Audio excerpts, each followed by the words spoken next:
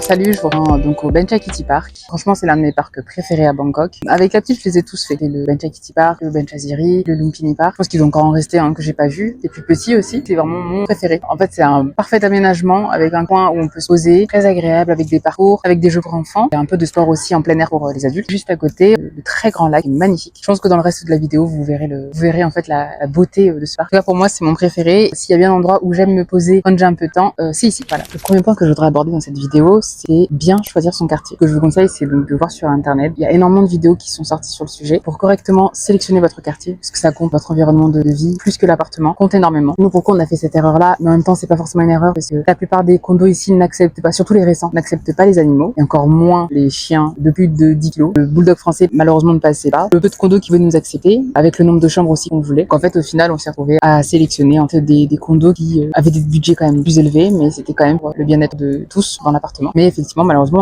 on n'est pas dans le quartier qu'on aurait préféré. Malheureusement, on n'est pas très loin du quartier de Nana. Pour ceux qui savent, vous savez.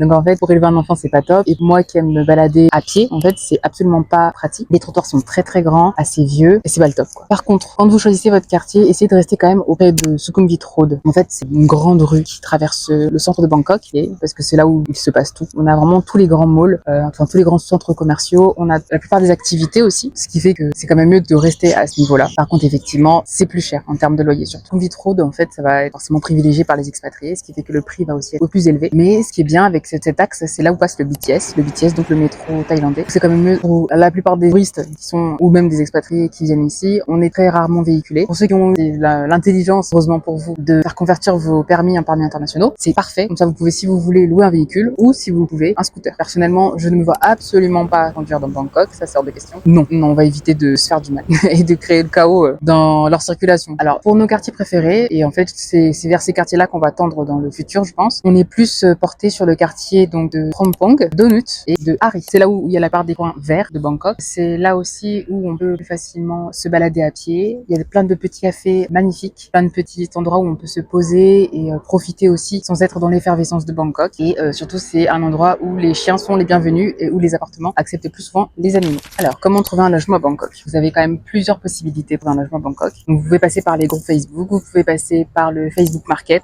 vous pouvez aussi passer par les agences immobilières directement. Je vous mettrai les différentes agences qui sont disponibles ici et surtout que vous pouvez aussi retrouver justement sur le Facebook Market. Ils sont quand même assez réactifs. Il suffit simplement de les contacter par WhatsApp et vous leur donnez en fait vos critères pour un logement. S'ils ont, ils reviennent vers vous et s'ils ont pas, ils vous font patienter tout simplement. Dans notre cas à nous, ce qui est bien, c'est que je me suis aperçu en fait qu'on n'a pas besoin de trouver un logement 4 à 6 mois à l'avance. Ça sert à rien. De toute façon, la plupart des agents vont vous dire que c'est pas la peine et que là, si vous voulez prendre un logement, c'est faut chercher un mois avant d'arriver. Parfois même 15 jours avant d'arriver. Je sais que j'avais essayé de faire les recherches au début d'année avant que Alexandre se blesse. Et en fait, on m'avait dit, ah, mais non, vous venez que dans 4 mois, pas la peine. Contactez-nous en avril. Voilà. Voilà. C'est vraiment pour vous dire que c'est très facile de trouver un logement ici. Faut pas du tout se prendre la tête avec se loger. C'est très facile. Et même si vous trouvez pas tout de suite le logement, vous prenez un petit Airbnb pour 15 jours, vous trouverez votre logement en 15 jours. C'est très facile à Bangkok. Je pense que ce qui peut potentiellement un peu bloquer, ça va être les animaux. C'est tout. Alors, par contre, ce qu'il faut garder en tête, c'est que pour rentrer dans votre logement, vous devez verser un premier mois de loyer et ensuite, derrière le dépôt de garantie qui est donc 2 fois le montant du loyer. Ce que je vous conseille, en fait, c'est vraiment de faire attention à ça et de bien budgétiser. Et surtout, par pitié, ne payez rien tant que vous n'avez rien signé. La seule chose qui peut être potentiellement obligatoire, c'est si on vous fait signer, en fait, une preuve de caution pour le premier mois de loyer pour bloquer l'appartement. Là, c'est ok, vous pouvez faire le versement, mais il faut que de leur côté, on vous envoie une feuille, en fait, avec les informations. Ensuite, on a la partie où faire ses courses. Nous, ici, au début, comme tout le monde, on a le 7-Eleven, mais en fait, on trouve absolument pas tout ce qu'on veut. C'est quand même assez petit. Donc, ce que je vais, moi, personnellement, vous conseiller, c'est de vous retourner vers les supermarchés, les très grandes surfaces. Nous, personnellement, on aime bien aller, parce que c'est à côté de la maison, à Villa Market, mais ça reste quand même assez cher. Ou sinon, vous avez aussi, donc, Tops, qui ressemble aussi au 7-Eleven, et vous avez aussi Gourmet Market. Mais Gourmet Market coûte super cher. Honnêtement, vous y allez pour 4 articles, vous ressortez de là en ayant déboursé 40 €. Vraiment, c'est quand même assez cher, et ça se trouve souvent dans les grandes surfaces. Le mieux, c'est de commander directement en ligne, et vous faites livrer, en fait, des grosses courses pour longtemps. Mais là où on fait nos grosses courses, vraiment, on se dit comme ça, on est bien sur 15 à 20 jours, ça va être Macro ou Bixé, ce qui est très bien. En fait, ça ressemble un peu à Métro en France. Commandez tout en gros, et c'est quasiment le même prix que si en fait vous l'achetiez directement au 7-Eleven. Donc par contre, je crois qu'il y a une limite de paiement dessus, c'est 900 bahts. Ensuite, on a donc les différents moyens de paiement que vous pouvez avoir ici à Bangkok. Vous avez donc le cash, tout simplement. Ce que je vous conseille, moi, quand vous arrivez de France, c'est d'arriver avec en fait des euros. Ne faites pas votre change à l'aéroport, de le changer en fait dans les grandes surfaces ici, dans les centres commerciaux. Vous allez donc à Super Riche. Quand vous allez à Super Riche, le taux de change est les meilleurs. Je vous le conseille vraiment. On retire directement dans les ATM. Et le problème avec les ATM, c'est que à chaque transaction, ils vous retiennent 250 bahts. Ce que je vous conseille, c'est de ne pas privilégier obligé de faire plein de petits retraits, retirez-le d'un coup, comme ça on vous prend que 250 bahts. Sinon vous avez donc les cartes bancaires, vous avez Revolut qui est accédé ici, certaines banques en France, mais je pourrais pas vous citer lesquelles, mais ça passe. Personnellement, moi j'essaie ici et ça passe. Ici, sinon faire des transactions même à votre propriétaire pour le loyer, vous avez donc Wise, une application en fait où vous pouvez donc convertir vos euros en bahts, vous perdez encore moins d'argent et au moins quand vous faites votre transaction, on vous retient pas d'argent. Par principe ici en Thaïlande, on ne peut pas ouvrir de compte en banque, on ouvre seulement des comptes en banque uniquement quand on a des visas de longue durée. Mes applications favoris, Grab, Bolt. Grab c'est pas juste une application de transport, hein. C'est comme Uber en France, mais taxi moto. Et vous pouvez aussi avoir des vannes, vous commandez à manger, vous pouvez commander à la pharmacie, vous pouvez à peu près tout commander par Grab et honnêtement vous pouvez commander dessus et ça j'avoue que c'est très pratique. À côté de ça donc on a Lazada. En fait c'est un espèce de mélange entre Shein et Amazon. Vous avez aussi Shopee, même style que Lazada, c'est Line. Ça nous permet surtout de discuter avec les personnes qui vivent ici en Thaïlande. Google Trad. Vous pouvez aussi donc discuter comme ça avec. Tant que vous connaissez pas encore la langue, c'est mieux. Ou même eux. En fait, souvent, on a l'impression ici qu'ils parlent anglais, mais pas du tout. Ça permet en fait que tout le monde soit à l'aise dans la conversation et que vous puissiez échanger. Et le dernier, c'est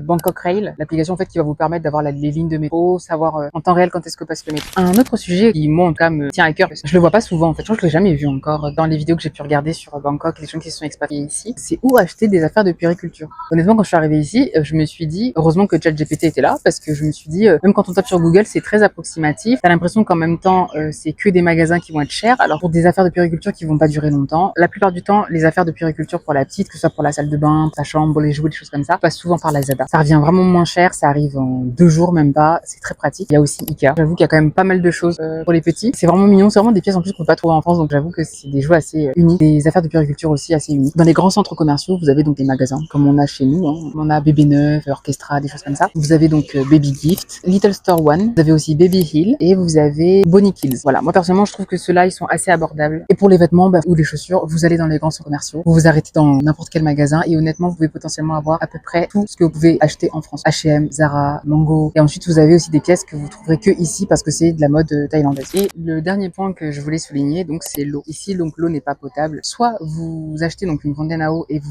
vous faites livrer des galons d'eau. Vous pouvez faire ça. Avec je crois que c'est la marque Sprinkle. Vous pouvez donc vous faire livrer en fait des grands galons d'eau toutes les semaines. Je trouve que ça revient plus cher. Nous ce qu'on fait et qui je pense est beaucoup moins cher que commander les grands galons de Sprinkle, c'est commander en fait en gros chez Macron. Souvent on va prendre le pack de 6 bouteilles d'un litre 5 et souvent ils nous mettent 2 bouteilles en plus. Donc on se retrouve avec 8 bouteilles pour 89 bahts. Donc souvent on prend 6 packs comme ça et en fait on est calé parce que pour le coup même le chien peut pas boire l'eau du robinet. Au moins quand on prend cette quantité là, on est tranquille avec l'eau sur au moins 15 à 20 jours vraiment. Donc voilà, moi c'est vraiment pour le coup ce que je vais vous conseiller en fait quand vous arrivez ici, c'est vraiment les choses à garder le plus en tête possible. Juste rester bien organisé. Honnêtement à partir du moment où vous êtes organisé, tout va se passer super rapidement, super facilement. Au bout de même pas un mois, vous serez à l'aise dans votre nouveau chez vous et dans votre nouvelle ville. Vous pourrez enfin profiter tranquillement, explorer cette magnifique ville. Honnêtement, nous on est que aux prémices. Au début, je voulais tout faire en courant et en fait Alex il m'a dit non mais profite en fait. Profite parce qu'on est là au moins 5 ans. Donc ce qui est le mieux à faire, c'est juste de kiffer son moment, de flâner, d'embrasser aussi le fait de ne pas travailler parce qu'honnêtement moi je travaille depuis l'âge de 20 ans. Je me suis jamais arrêtée. Et il m'a dit en fait justement de juste profiter. Donc c'est ce que je vais faire et je vais faire ça aussi en kiffant Bangkok, en sortant un peu de ma zone de confort parce que je me suis facilement rendu compte que j'aime rester dans ce que je connais et je n'aime pas être perturbée. C'est vrai que je peux très facilement me retrouver à rester chez moi et à ne rien faire alors qu'il y a tellement de choses à découvrir que c'est ce que je vais faire. Je vais me forcer à sortir de ma zone de confort, à prendre ma caméra dehors comme là je sais des gens qui me regardent. La Jessia littéralement de France n'aurait jamais de la vie faire ça alors que maintenant que je suis ici et que je fais ça, bah je m'en fous en fait et il se passe rien. Il se passe rien. Voilà, ça s'appelle aussi progresser et c'est ça qui est génial avec le fait de s'expatrier, c'est que ça te force à devenir une nouvelle personne, ça te force à progresser, à grandir et à faire des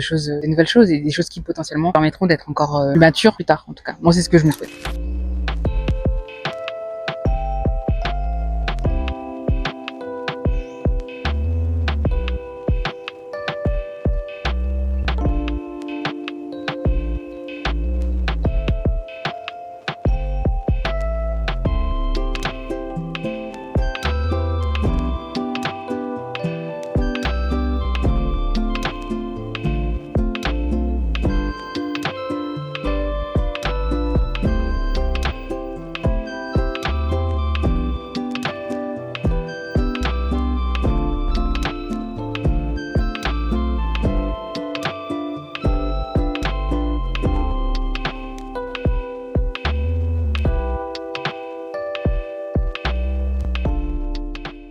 Alors, je suis bien rentrée à la maison, j'ai pu avoir mon taxi moto, venir déposer ici. Donc, c'était juste pour vous dire qu'en fait, la chaîne va prendre un petit tournant. Je ne vais pas parler que de Bangkok. Moi, je veux plus être dans le développement personnel, le mindset, l'évolution du sport, parce que c'est ce qui rythme ma vie. Et surtout que maintenant que je me suis expatriée et que il va falloir que je me reconstruise. Donc, en fait, se reconstruire à 30 ans, à 10 000 km de chez soi avec un bébé, c'est quand même beaucoup. Il faut quand même prendre en compte le fait que c'est très difficile déjà de prendre soin de soi, en règle générale, quand on est dans une zone qu'on connaît, quand on est dans la zone de confort, quand on est à la maison. Mais là, en fait, réussir à faire ça à l'autre bout du monde, ça va être un joli challenge. Et je pense que j'ai envie de le relever. Je pense que je vais sortir de là plus grandi et plus sûr de moi encore que je le suis là. En tout cas, merci d'avoir regardé la vidéo jusqu'ici. Je vous souhaite à tous une bonne semaine.